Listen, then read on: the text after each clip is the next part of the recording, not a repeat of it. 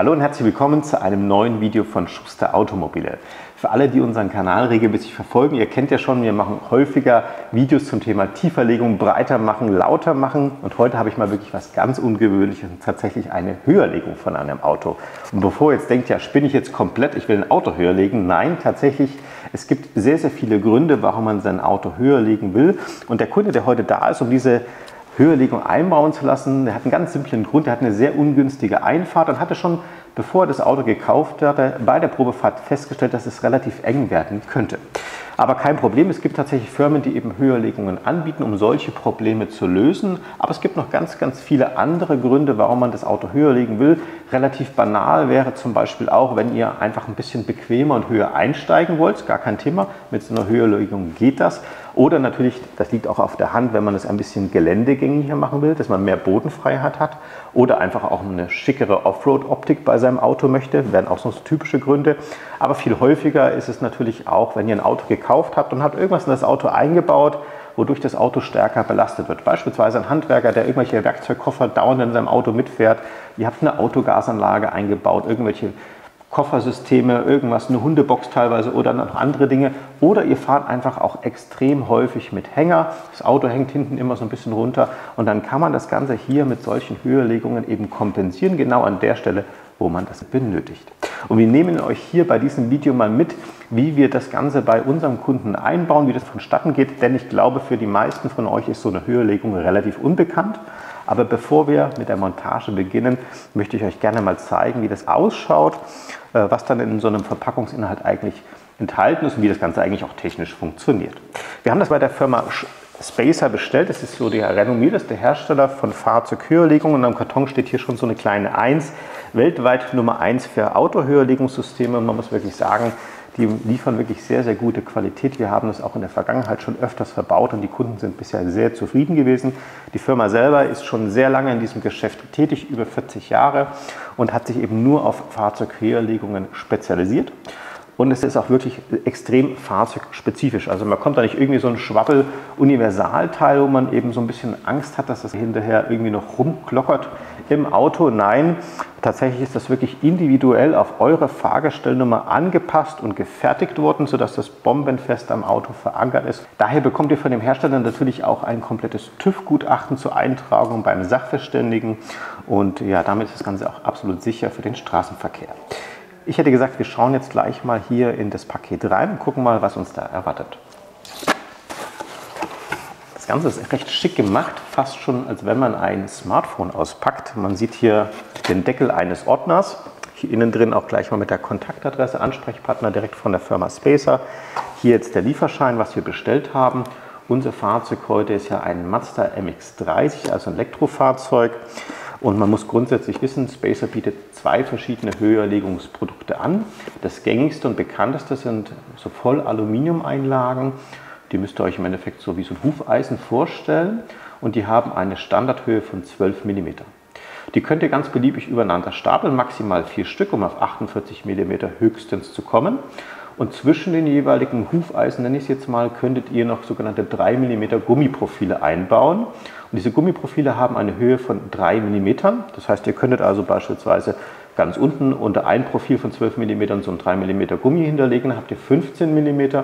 Und das könntet ihr natürlich jetzt auch wieder 4-mal machen und ihr könntet so auf eine maximale Höherlegung von 60 mm kommen. Das ist natürlich schon wirklich extrem. Allerdings brauchen wir bei diesem Kunden gar nicht so viel, sondern hier haben wir jetzt hier für insgesamt 24 mm entschieden. Die Gummipuffer hätten den Vorteil, dass man nochmal eine gewisse Schockdämpfung, ein bisschen mehr Ruhe reinbringt. Also die könnte man noch zusätzlich addieren. Allerdings war das jetzt hier eben nicht notwendig, beziehungsweise das Fahrzeug wäre dann nochmal etwas höher gekommen. Die Lieferscheine bzw. die Ersatzteilnummern brauche ich euch jetzt hier nicht zu nennen, denn das muss wirklich speziell für euer Fahrzeug gefertigt werden. Und das ist natürlich nicht nur für Mazda verfügbar, sondern für alle anderen Autohersteller auch, immer unter Angabe der Fahrgestellnummer. Wir schauen mal weiter, was sich hier drinnen noch befindet. Hier haben wir ein Produktionsdatenblatt mit den entsprechenden Nummern für die Vorderachse und für die Hinterachse mit QR-Codes. Dann haben wir eine Einbauanleitung und das ist nicht irgendwie so eine normale Einbauanleitung, so eine Universaleinbauanleitung, sondern wirklich hier ganz speziell für den Mazda MX-30 unseres Kunden, wo wirklich nochmal hier im oder im Klartext dargestellt wird, wie diese Spacer einzubauen sind und auch in welche Position sie einzubauen sind. Hier vorne bei den vorderen Federbeinen müssen wir sie oben einbauen und bei den hinteren ebenfalls oben. Es gibt aber auch einzelne Autos, wo man das unten einbauen kann. Also grundsätzlich kann man die auch drehen. Hier ist es allerdings hier vom Hersteller vorgegeben, dass wir es oben machen sollen. Also wirklich sehr detailliert, sodass das auch für jemanden, der das noch nicht so häufig gemacht hat, sehr einfach und nachvollziehbar ist. Dann haben wir nochmal das Produktionsdatenblatt dabei und wir schauen mal noch weiter. Hier haben wir nochmal eine kleine Übersicht, wie das Ganze ausschaut. Wir haben dann auch noch so diese Unterlegscheiben Standard. Das ist jetzt hier ein bisschen schematisch dargestellt. Ich zeige euch das nachher nochmal einzeln. Dann gibt es noch eine universelle Einbauanleitung, die jetzt nicht fahrzeugspezifisch ist. Kann man auch natürlich immer reinschauen mit ein paar Informationen dazu. Hier noch eine Produktbroschüre. Ja, legen die halt einfach mit dazu.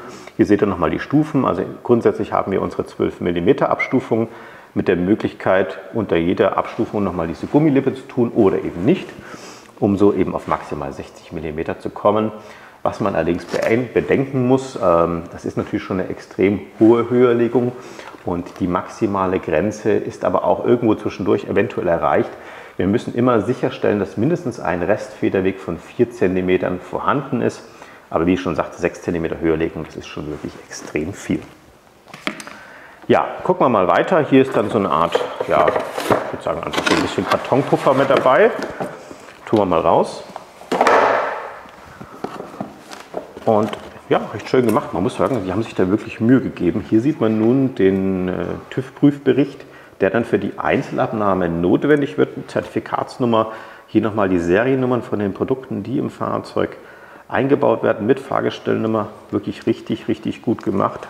Hier auch noch ein paar Informationen. Also grundsätzlich arbeitet die Firma Spacer teilweise auch direkt für die Autohersteller, wenn da irgendwelche Sondermodelle herausgegeben werden. Teilweise kann das dann auch dafür verwendet werden. Es gibt auch Umrüster, die euer Fahrzeug dann eben zum Beispiel eben mit irgendwelchen Aufbauten versehen und dann eben das wieder ausbleichen müssen. Also ihr seht schon, nicht nur für Mazda das, und hier innen drin ist es wirklich auch sehr schick gemacht. Direkt mal sortiert nach Vorderachse, Hinterachse, die jeweilige Fahrzeugseite. Sieht man wirklich selten, dass sich da ein Zulieferer so viel Mühe macht. Wir fangen einfach mal vielleicht vorne auf der Fahrerseite an, gucken mal, was uns da erwartet. Ich hole das mal hier so raus. Und hier seht ihr mal die Dinger, wie ich sie vorhin genannt hatte, sie nennen sich eben Hufeisen bei mir. Das sind diese Spacer, das ist also aus hochfestem Vollaluminium. Und dadurch, dass wir das Auto auch direkt mit 24 mm Höherlegung bestellt haben, hat uns der Hersteller das auch direkt konfektioniert, auch miteinander hier verschweißt, sodass wir das nicht mehr trennen können. Und wenn man da ganz genau hinschaut, hat man hier unten jetzt auch so eine Nut. Und hier könnte man da eben diesen Gummipuffer mit 3 mm nochmal einfügen, den ich euch vorhin sagte. Und ja, so wird das dann hier montiert. In unserem Fall jetzt natürlich so, müsst ihr euch das vorstellen. Aber das zeigen wir euch dann nachher nochmal bei der Montage.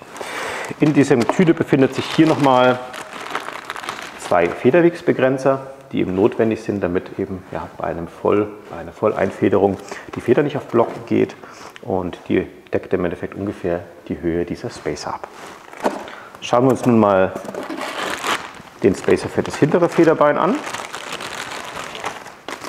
Schaut ganz genauso aus, nur noch deutlich kleiner. Man sieht schon, hier ist eine ganz andere Feder verbaut. Ja, und hier wird man es eben auch oben montieren, die Modellnummern oder die Modellnummer von der Firma Spacer drauf. Auch hier die Federwegsbegrenzer. Grundsätzlich ist es so, man kann versuchen, ob man mit einem Federspanner direkt am Fahrzeug die Feder so weit spannen kann, dass man diese Spacer integrieren kann. Das wäre natürlich das Einfachste, da müsste man den Achsschenkel nicht lösen. Wir werden das mal bei unserem Kundenauto versuchen, ob wir da eine Chance haben.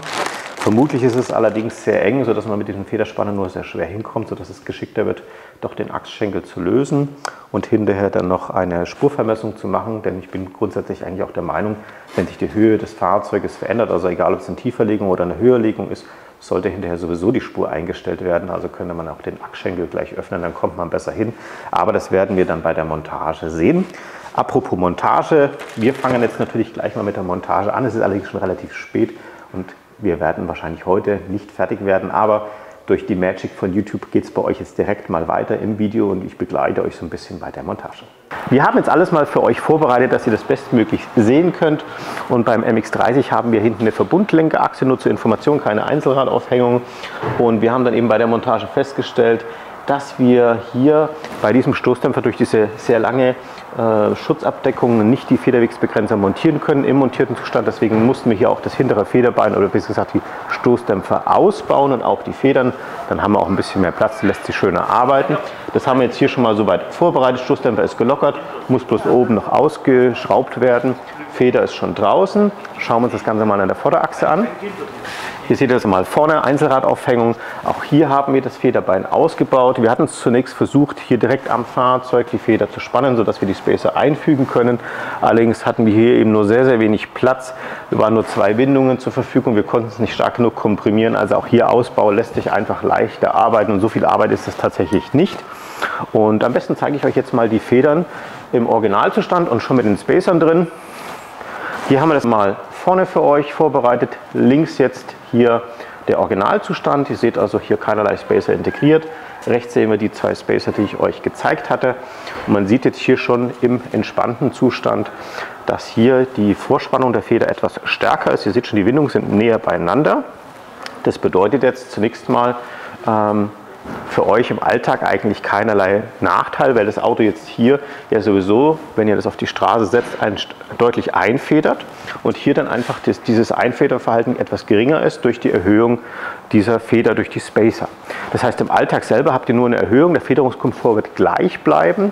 Wenn ihr jetzt in Richtung Geländegängigkeit schaut, haben wir natürlich durch die Spacer eine höhere Fahrzeughöhe, das heißt, ihr habt mehr Bodenfreiheit. Allerdings ist die Verschränkung, das heißt also, wenn der volle Federweg wirklich benötigt wird, zum Beispiel bei einer Diagonalverschränkung, der reduziert sich tatsächlich eben durch diese Spacer. Das heißt also, in Richtung Geländegängigkeit ist es eingeschränkt nur dann zu empfehlen, wenn es wirklich nur um die Bodenfreiheit geht. Wenn ihr in ein extremes Gelände fahrt, würde dann doch tatsächlich vielleicht ein richtiges Fahrwerk mehr Sinn machen. Allerdings gibt es die teilweise eben nicht oder sind eben extrem teuer. Von daher könnte das trotzdem noch eine mögliche Lösung sein. Schauen wir uns das nun auch mal bei den hinteren Federn an. Hier schaut das ein wenig weniger komplex aus, weil die Feder und der Dämpfer getrennt voneinander sind. Links wieder Originalzustand, rechts hier die Feder. Hier haben wir jetzt natürlich, hier, dadurch kein Federbein vorhanden ist, ja, keine Vorspannung zunächst mal. Das wird man dann erst im Auto feststellen. Und da habe ich dann nochmal den Stoßdämpfer für euch, dass ihr das euch mal vorstellen könnt. Ich sagte ja gerade, wir können im montierten Zustand hier diese Federwegsbegrenzer nicht einbauen. Das liegt eben daran, dass hier diese Schutzmanschette direkt hier drüber gestülpt ist. Hier fügen wir das einfach nur ein, machen die Schutzmanschette wieder drüber, montieren das am Fahrzeug und schon sind wir auch mit der Arbeit fertig. Also grundsätzlich eine sehr flotte Arbeit, geht schnell von der Hand, gerade wenn das Auto noch ein bisschen neuer ist. Jetzt muss das Fahrzeug im Endeffekt nur noch auf die Spurvermessung, Licht noch korrigieren, weil das Auto jetzt noch höher ist. Und dann können wir euch auch schon zeigen, wie das Ganze im Unterschied zum Neuwagen aussieht. Und vielleicht kann man sogar mal eine kleine Probefahrt machen, ob man irgendwelche Unterschiede beim Fahren feststellen kann. Die Arbeiten sind nun abgeschlossen, Achse wurde noch eingestellt, Licht wurde eingestellt. Der TÜV-Prüfer war gerade auch schon da und hat sein Einzelgutachten hier abgenommen. Das heißt also, das ist nun fertig. In der Zulassungsstelle ist in die Papiere auch noch eintragen zu lassen, hat also alles einwandfrei genau nach Plan geklappt. Und damit ihr euch das auch ein bisschen besser vorstellen könnt, wie das am Auto wirkt, habe ich euch hier mal natürlich das Kundenfahrzeug hingestellt mit der Höherlegung und im Vergleich dazu hier mal ein Mazda MX-30 im Originalzustand. Und ich bin mal gespannt, ich glaube im Video kann man es schon ganz gut erkennen, dass das Fahrzeug doch noch mal ein ganzes Stückchen höher liegt. Ich zeige euch das hier auch noch mal mit meiner Faust, da kann man es glaube ich auch ganz gut erkennen. Ich gehe jetzt hier mal in den Radkasten rein, mache eine Faust und ich sehe schon, der Daumen passt hier eigentlich kaum drunter und ich kann meine Hand nicht bewegen. Machen wir das mal hier. Gleicher Winkel und ihr seht schon, hier habe ich also schon deutlich Spielraum. Und am besten lässt sich das auch noch mal hier mit dem Zollstock messen. Ich nehme jetzt hier einfach mal das Maß von der Mitte Radnabe an, so circa, Marcel, du schaust mal, ob ich da ungefähr im 90 Grad passt. Da habe ich jetzt hier 44,5 cm Distanz bis hierhin zur Verkleidung. Jetzt machen wir das mal hier. So, haut es hin. Ja. Bin ich jetzt hier bei 42,4. Also nicht ganz 24 mm, kann jetzt natürlich auch ein bisschen Messungenauigkeit sein, aber so gute 2 cm sind wir auf jeden Fall höher gekommen. Und ich muss tatsächlich auch sagen, ich war am Anfang ja ein bisschen neugierig, wie das Ganze nun am Auto wirken würde. Im MX-30 habe ich es tatsächlich auch noch nicht gesehen, die Höherlegung. Aber ich finde, das passt tatsächlich zu dem Fahrzeug. Ist ja doch eher so ein kleiner sportlicher SUV. Und ich finde so ein bisschen Gefallen auch daran. Ich habe auch schon tatsächlich eine Probefahrt mit dem Auto durchgeführt. Hat mich natürlich auch selber interessiert, wie fährt sich das Auto nun mit der Höherlegung? Sind denn da irgendwelche Unterschiede zum Originalfahrzeug feststellbar? Und ganz ehrlich, wenn mir niemand gesagt hätte, dass dieses Auto eine Höherlegung hat, ich hätte, glaube ich, nichts festgestellt. Also sowohl vom Fahrverhalten, also Lastwechsel habe ich mal probiert, generell auch mal über Unebenheiten gefahren. Also vielleicht ein minimaler Hauch härter, aber auch, es kann auch wirklich Einbildung sein, weil ich eben weiß, dass da eine Höherlegung drin ist. Aber so vom Gefühl her würde ich sagen, fährt sich das wie ein ganz normaler MX-30. Nur, dass er eben ein Stückchen höher ist, mehr Bodenfreiheit hat und natürlich mit den ganzen Vorteilen, die eben weiterhin so eine Höherlegung für euch bietet. Ich glaube, es ist also wirklich eine tolle Sache. Von der Montage war es sehr einfach. Eintragung war absolut unkompliziert. Also einfacher kann es tatsächlich nicht sein. Und wenn euch sowas interessiert oder irgendwas, schreibt das wie immer in die Kommentare rein. Wir versuchen natürlich auch eure weiteren Fragen dazu noch zu beantworten. Wenn ihr möchtet, lasst uns doch ein Like nach oben da. Wenn euch dieses Video gefallen hat, wird uns immer sehr freuen. Abonniert gerne auch unseren Kanal, das ist absolut kostenlos für euch. Drückt die Glocke, dann kriegt ihr immer eine Info, wenn wir ein neues Video hochgeladen haben. Und ansonsten danke ich euch wie immer fürs Zuschauen. Wir sehen uns wieder beim nächsten Video.